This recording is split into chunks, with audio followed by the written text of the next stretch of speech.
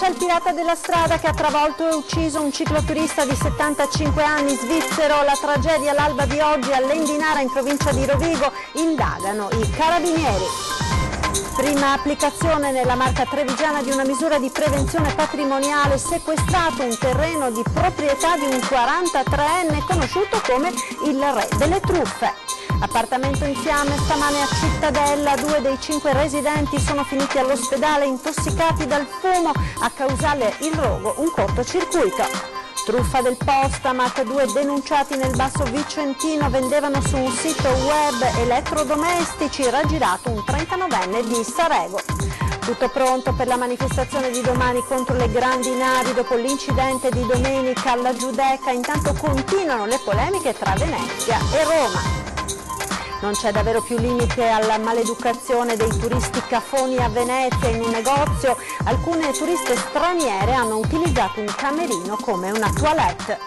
10 anni fa la tromba d'aria di Vallà di Riese Pio X, che ha segnato per sempre la vita degli abitanti della piccola frazione trevigiana. Ieri la commemorazione, domani concertone nel parco con i Los Masadores. Buona giornata e ben ritrovati con la prima edizione dei TG di Antenna 3. In primo piano la cronaca, l'avete sentito dai titoli. All'alba di oggi un cicloturista è stato travolto a Lendinara in provincia di Rovigo ed ora è caccia al pirata della strada.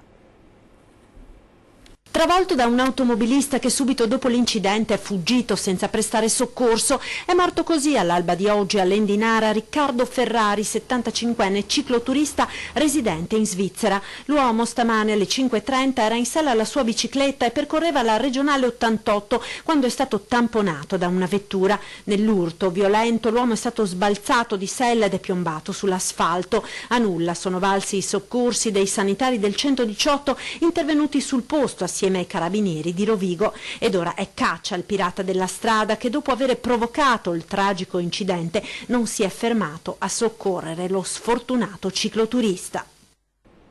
Ed un altro grave incidente si è verificato ieri pomeriggio a Codevigo, ferito un motociclista.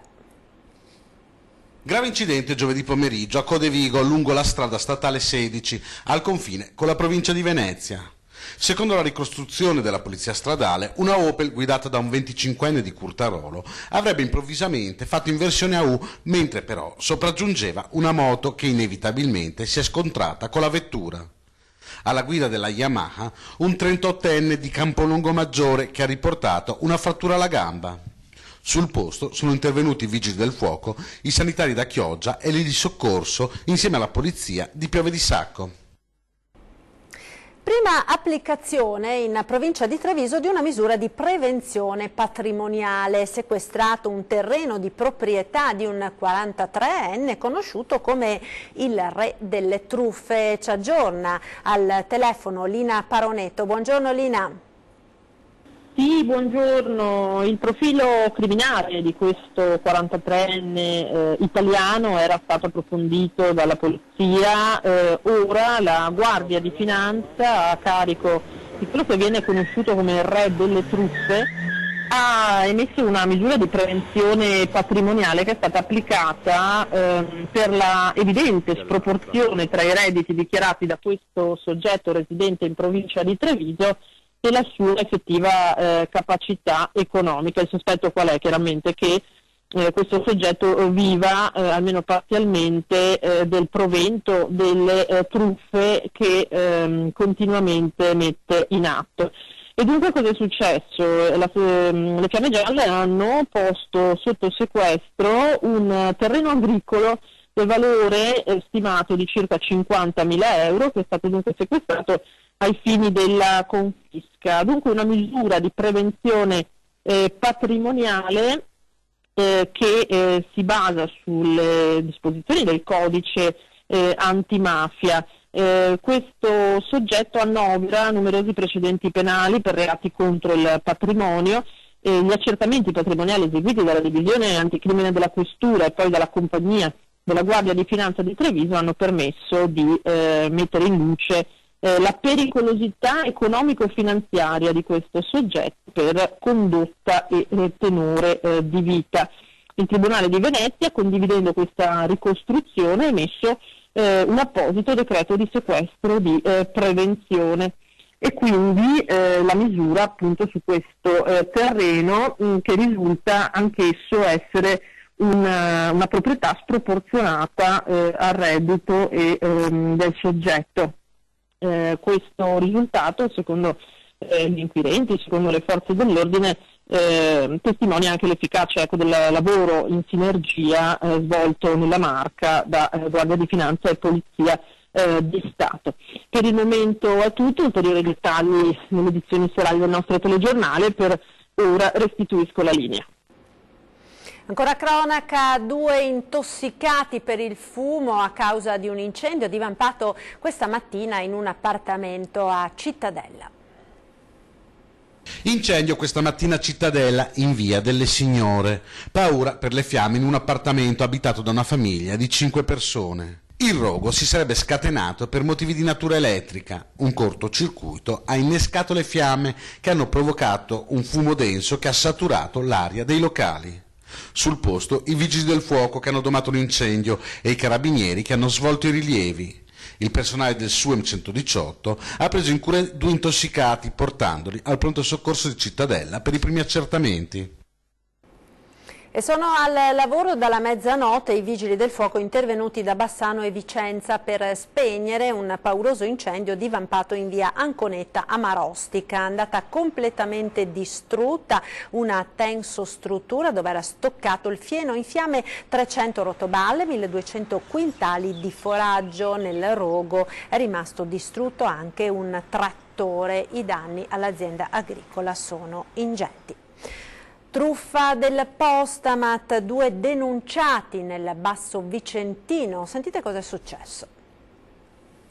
Lonigo pubblicizzavano su un sito di vendite online un elettrodomestico del valore di 430 euro. Un 39enne di Sarego, una volta definita la trattativa, si era recato allo sportello Postmat dell'agenzia postale del suo paese e qui, convinto di accreditare la somma necessaria all'acquisto dell'elettrodomestico attraverso indicazioni telefoniche, aveva invece effettuato una ricarica di 1160 euro a favore di una carta PostPay, risultata intestata a un uomo che poi si è reso irreperibile.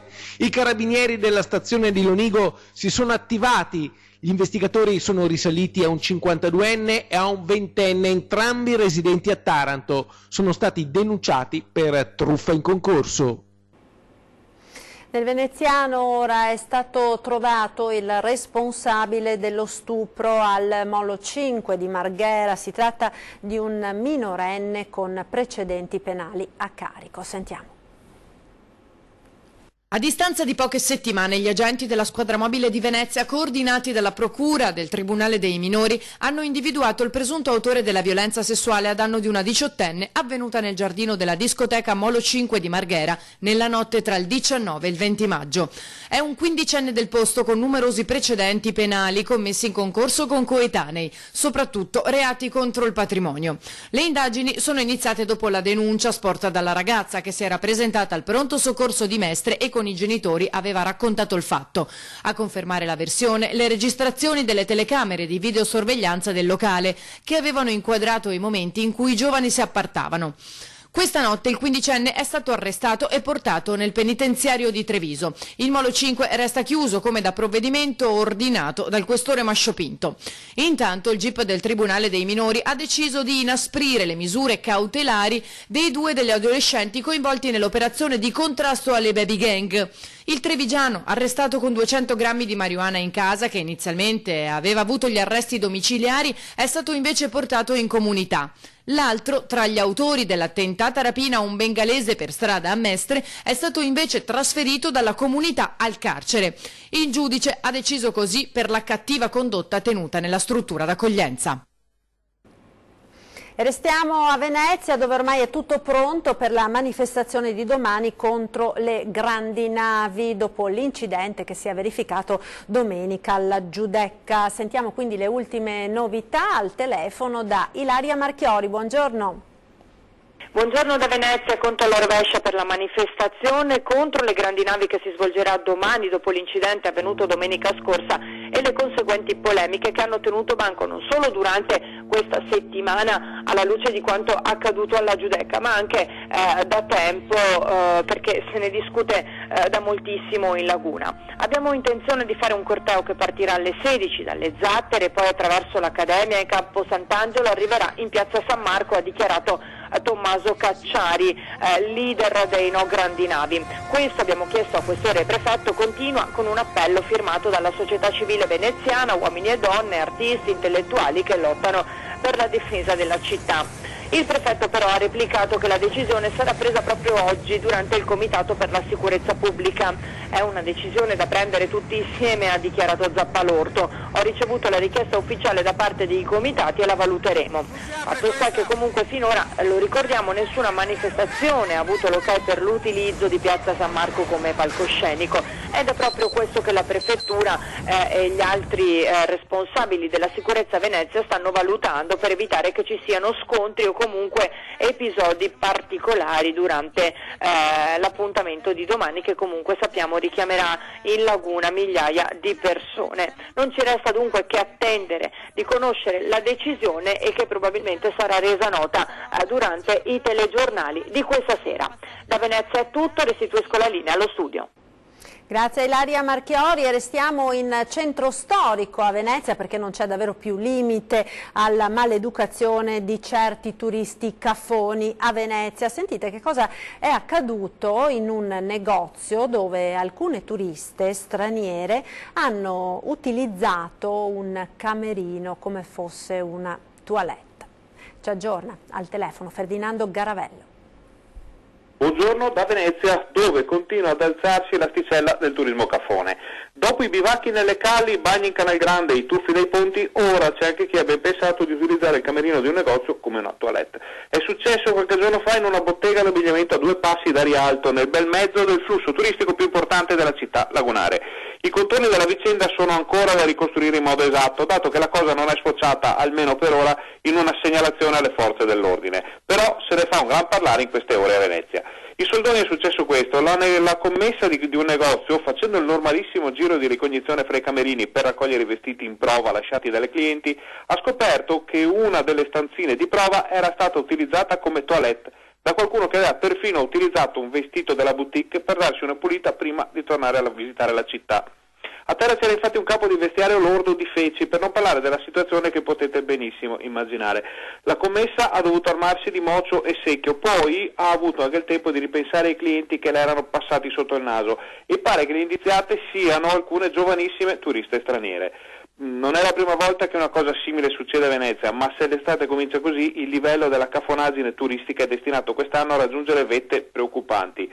Per ora da Venezia è tutto, vi restituiamo la linea. Parliamo ora di evasione fiscale. Il punto è stato fatto ieri dalla CGIL del Veneto.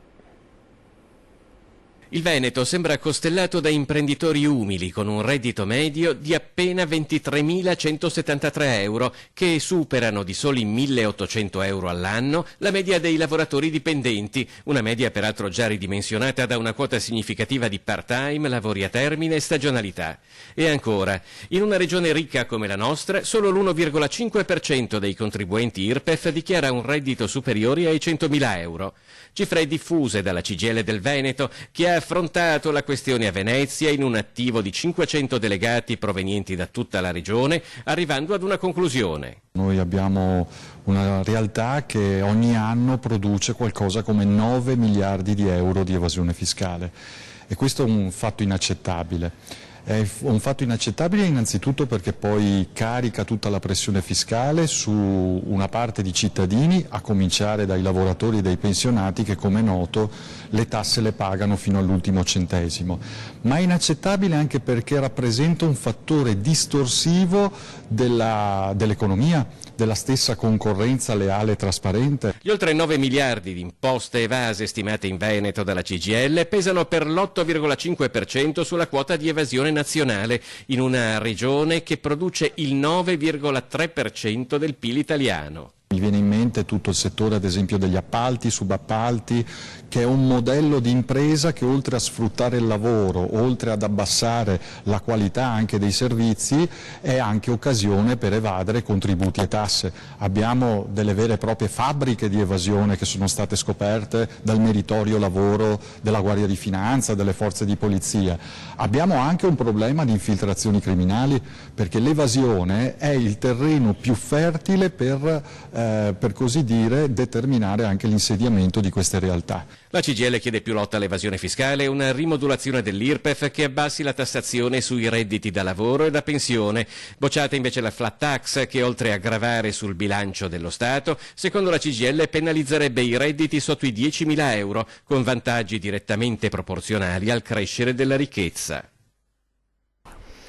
Ed ora la crisi Stefanel che si avvia verso l'amministrazione straordinaria. L'azienda ha scritto ai dipendenti sulla decisione presa, si è resa necessaria, è scritto, per l'ingente mole di risorse che avrebbero dovuto essere dedicate al rimborso dei creditori nel prossimo anno ed essere quindi sottratte al percorso di rilancio del marchio. Ma per i dipendenti, per i clienti e per i fornitori questa scelta non comporta nessuna conseguenza immediata e nel tempo riteniamo sia la scelta migliore per garantire continuità e sviluppo ad uno dei marchi storici dell'abbigliamento italiano, così si legge nella nota. Una situazione che da ieri però non lascia tranquilli a Ponte di Piave. Sentiamo.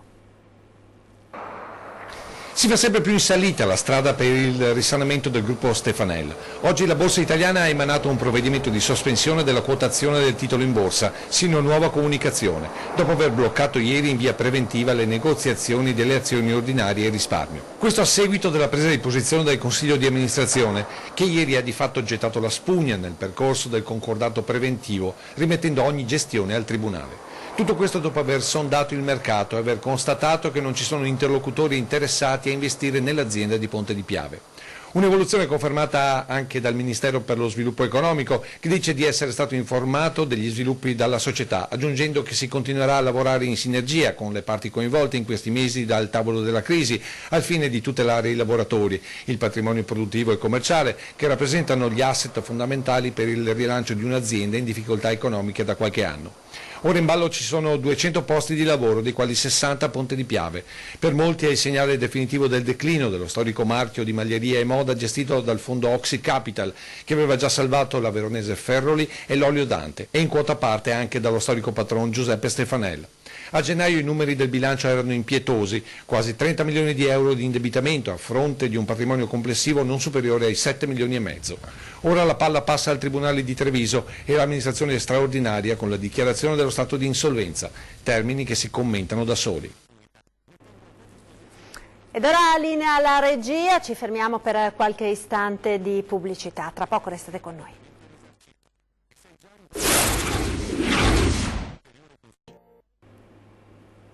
Eccoci nuovamente in studio con la prima edizione dei nostri telegiornali. 10 anni fa la tromba d'aria di Vallà di Riese, Pio X, che ha per sempre segnato la storia e la vita degli abitanti di questa piccola frazione, ma che oggi restituisce anche una lezione di solidarietà e tenacia. Ieri l'anniversario, domani il concertone con i Los Masadores.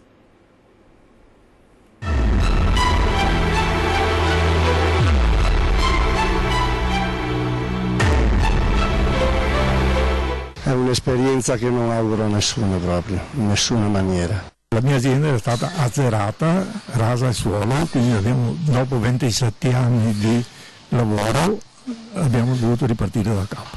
A lei vengono quasi le lacrime? Sì, perché quando parlo di chi mi ha aiutato. 10 anni che hanno cancellato i segni della devastazione di quel pomeriggio del 6 giugno 2009 a Vallà di Riese, quelli che si vedevano a occhio nudo subito dopo il passaggio della tromba d'aria e nei giorni e nelle settimane seguenti. 10 anni che non sono però riusciti a rimarginare in chi c'era la ferita provocata dalla paura, dalla perdita delle proprie cose, dal materializzarsi di un incubo.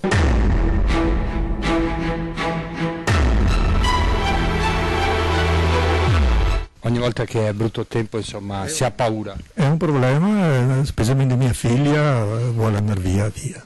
Abbiamo come dire, salvato la vita. Però il disastro del nostro lavoro è stato che mi è rimasto impresso nella mia vita. Perché quel giorno pareva la fine del nostro lavoro. E in quel momento ho pianto. Però c'è anche il lato positivo, e questo bisogna dirlo.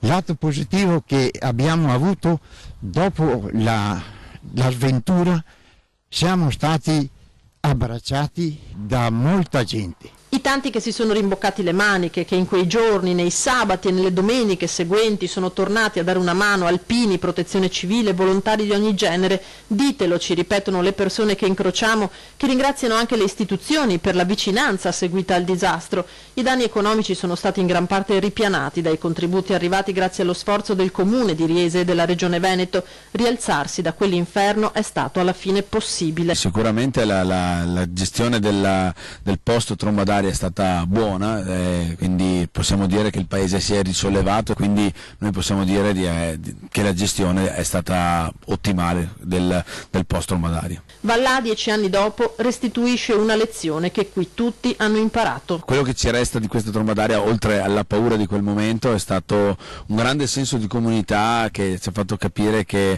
la vera ricchezza di questo paese non è tanto nel suo patrimonio immobiliare o mobiliare, ma nel cuore delle persone.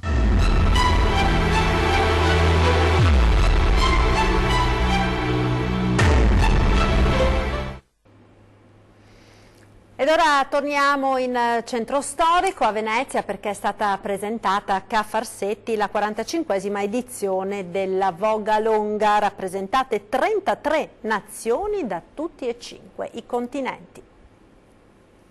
Il classico colpo di cannone alle 9 di domenica mattina darà il via alla 45esima edizione della Voga Longa a Venezia. Si punta ad arrivare alla partecipazione di 2000 imbarcazioni, tutti a remi. Sono già rappresentate 33 nazioni provenienti da tutti e 5 i continenti. Abbiamo per ora raggiunto le 1950 imbarcazioni con circa 7400 partecipanti, confidiamo che si aggiungano all'ultimo momento gli ultimi ritardatari e di arrivare quindi ai numeri delle passate edizioni, assestandoci attorno alle 2000 imbarcazioni. Il ricordo del fondatore e ideatore della manifestazione Ermenegildo Lallo Rosa Salva. Per quanto riguarda la Voga Longa, nella mia testa è rimasta quella originale del 75, quando l'abbiamo ideata e organizzata, il percorso è rimasto quello. Quanti non residenti in città arriveranno a Venezia per godersi la giornata dovranno però fare la massima attenzione a rispettare le indicazioni, anche nei giorni immediatamente precedenti alla manifestazione. Ci sarà grande severità e vigilanza, come ha ricordato il consigliere delegato alle tradizioni Giovanni Giusto. Non pensate di arrivare a Venezia esclusivamente per divertimento. Siete su una zona di mobilità ed è il traffico acqueo veneziano, a cui dovete attenervi rigorosamente alle regole. C'è ancora spazio per un appello. Per un giorno magari, almeno un giorno, ricordiamoci che molti di noi devono tutto a Venezia e magari in quel giorno, in un giorno, dimostrare di ricordarselo e quindi mantenere quello che è il rispetto e cercare di non far onde. Ed è tutto per questa edizione, io vi ringrazio per essere stati con noi, vi ricordo l'appuntamento questa sera con 20:10, ospiti di Ferdinando Avarino, il sindaco di Treviso, Mario Conte ed il presidente di Ascotrade, Stefano Busolin. È tutto dunque, grazie per essere stati con noi, vi lascio come sempre alle previsioni del tempo per le prossime ore. Un buon pomeriggio.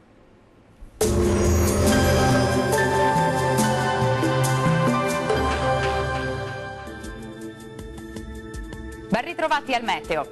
L'anticiclone africano prende possesso delle nostre regioni, ecco che dunque sarà un venerdì soleggiato e anche piuttosto caldo. Vediamo la situazione nel dettaglio. Sul Veneto sarà bel tempo con tanto sole ovunque, con cielo al massimo poco nuvoloso dappertutto, salvo per qualche nube in più ma del tutto innocua sul Bellunese. Temperature minime tra 14 e 18 gradi, massime comprese invece tra 22 e 29 gradi. Ci spostiamo ora sul Friuli Venezia Giulia, dove la giornata risulterà all'insegna di un ampio soleggiamento pressoché ovunque, ma non si escludono dei veloci acquazzoni sui monti dell'Udinese, come ci mostra la nostra grafica. Temperature minime tra 16 e 17 gradi, massime oscillanti tra i 22 e i 26 gradi. Bel tempo anche sul Trentino Alto Adige, dove sarà soleggiato su tutti i settori e il cielo si presenterà al massimo poco nuvoloso. Non sono attese precipitazioni particolarmente degne di nota. Temperature minime sui 14 gradi, massime comprese invece tra 28 e 29 gradi circa. Bene, dal meteo di Antenna 3 per ora è tutto. Arrivederci.